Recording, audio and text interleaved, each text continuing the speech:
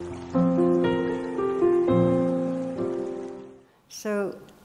listening, like any other training, something that's described as deliberate practice. It takes 10,000 hours plus some to really shift into that trait of receptive presence, okay? And there are 3 steps when we're stressed that help us to come back home to our potential, to listen well. And the first step we've just touched on, which is to have the intention.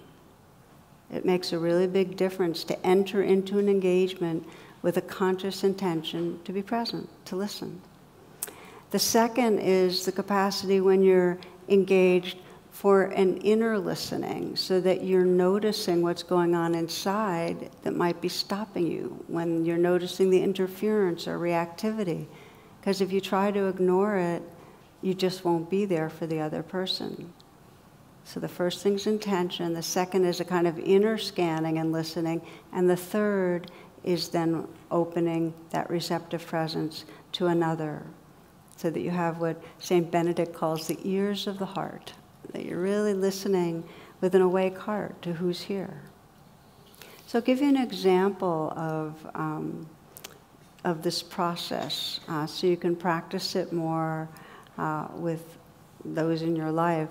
And there was one woman who had come to a workshop with me, and we had explored, one of the pieces was listening, and she decided that she would practice with her brother.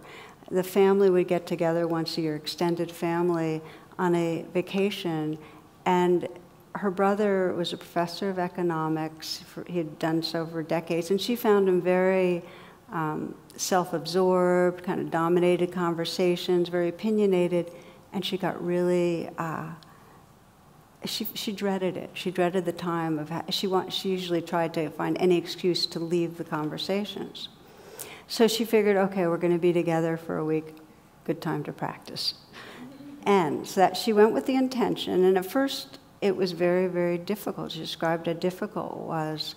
And her brother would talk incessantly about himself or go into diatribes about child rearing or world affairs. And so there was no room for anybody in the conversation. And that's when she'd typically exit, but she stayed. She used her breath as an anchor. And that can be helpful, to have an anchor, something that says, okay, be right here, it's okay, you can be with this. While he would be speaking, she'd do a bit of that inner listening in order to recognize what was going on inside her, recognize and allow that there was frustration, there was impatience, she felt a lot of judgment towards him. She felt that aversion, like, I don't exist, you know, when he's speaking. And so her way of that inner listening was to notice all the aversion and say yes to it. And by saying yes to it, what I mean is not, oh, this is great, but this is reality, it's okay, just what's happening. This is the weather of the moment, the inner weather. So she would feel all her reactions and just say yes to it. And that helped her relax more and then pay better attention. So this is step 3 now. She started deepening her attention to him, and she coached herself to stay curious. She would mentally whisper to herself, okay, so what's really happening here? There's time. What's behind his words? Like, who's really there? Can I hear who he is? That kind of coaching to deepen presence. And as she listened, she began to feel her brother's need for attention, his need to feel like he mattered, that he was interesting to people, and she could feel his insecurity. So when she could let that in, that's when her heart softened, and it kind of softened to a full listening presence. She found herself able to rest in that listening presence. So after a few days, a very interesting thing happened for her. He started confessing to her that he was really agitated. This was right after summer break, and he had gotten his performance evaluations, which, as you know now, students are very, very active and very public and posting everything about everybody. And so his eval was not really good, especially compared to a lot of the more dynamic, interesting teachers that would draw people out. He didn't know how to draw people out. So they found him kind of pedantic and boring, which he was.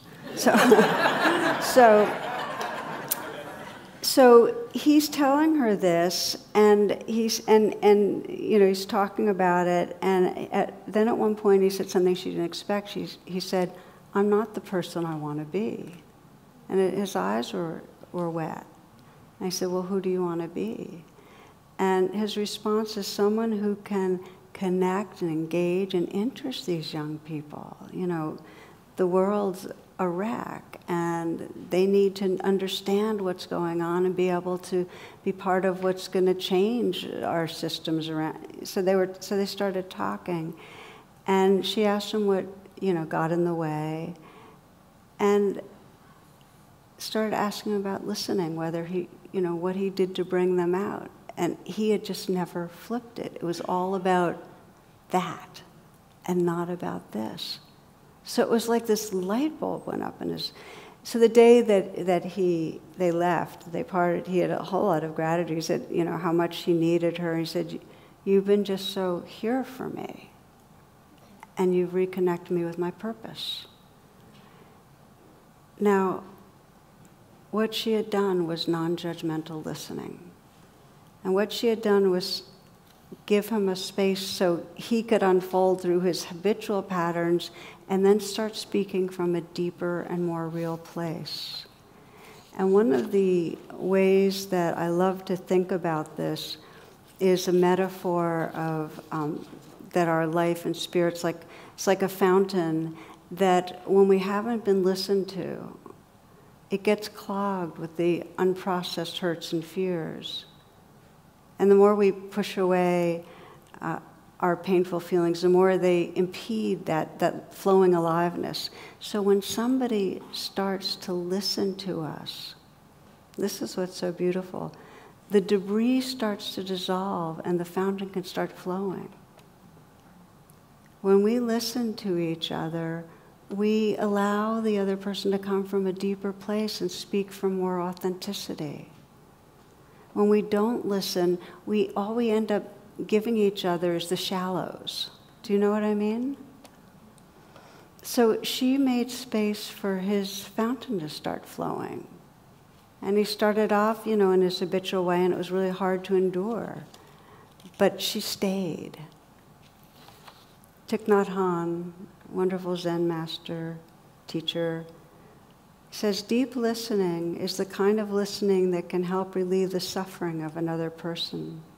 We call it compassionate listening. You listen with only one purpose, to help them empty their heart. Even if they're saying things that are full of wrong perceptions, full of bitterness, you're still capable of continuing to listen with compassion because you know that listening like that, you give the person a chance to suffer less. If you want to help them correct their perception, you can wait for another time. For now, you don't interrupt. You don't argue. If you do, they lose their chance. You just listen with compassion and help them to suffer less. 1 hour like that can bring transformation and healing.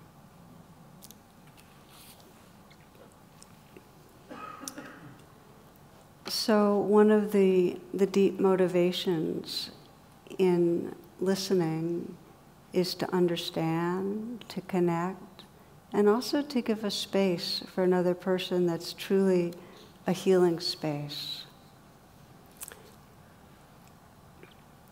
Naomi Remen is an author, a physician, very wise woman, and she tells a story of about one of her colleagues who was a physician in an East Coast university, and he saw patients in his office, and one of his patients was a homeless woman, and all her possessions fit into 2 carts, and she would come once a week to their session, and the way she'd get up the steep hill to the clinic he worked in was she would lash the shopping carts alternately to parking meters with a belt. First she'd tie one, and then wheel to the other to the next meter and uphill, and then go and get the first one. So that's the way she brought herself and her possessions to the clinic. So he saw her once a month on a Wednesday. Her speech was sometimes rambling. Her clothing was eccentric. And as the story goes, this deeply kind and respectful man wasn't at all troubled or distracted by this. With his usual grave courtesy, he welcomed her into his consulting room, listened to the details of her difficult life, and did what he could to ease her burden. After he'd been seeing her for some time, he became aware that she sometimes came to the hospital on days that he was not there. The clinic nurses were puzzled by this at first, as she seemed to know in some mysterious way that it was not her day to see the doctor. After talking with her, they determined that she simply wanted to go to his consulting room. Once she was there, she didn't go in, but would stand on the threshold and slowly and deliberately place her right foot inside the empty room and withdraw it again and again. After a while, she'd be satisfied and go away. The places in which we are seen and heard are holy places. They remind us of our intrinsic goodness and worth. They give us the strength to go on. Eventually, they may help us to transform our pain into wisdom. So we're talking about really the three steps that if we engage with, helps us to listen with that awake heart. The first one is that we really intend it, that matters to us. The second is to have the capacity for that inner listening so we can sense our reactivity so it doesn't control the game. Okay? And third is to open up our attentions in a way that truly is saying, I've got the time. This moment counts. I'm listening. Who's here? Who's really speaking?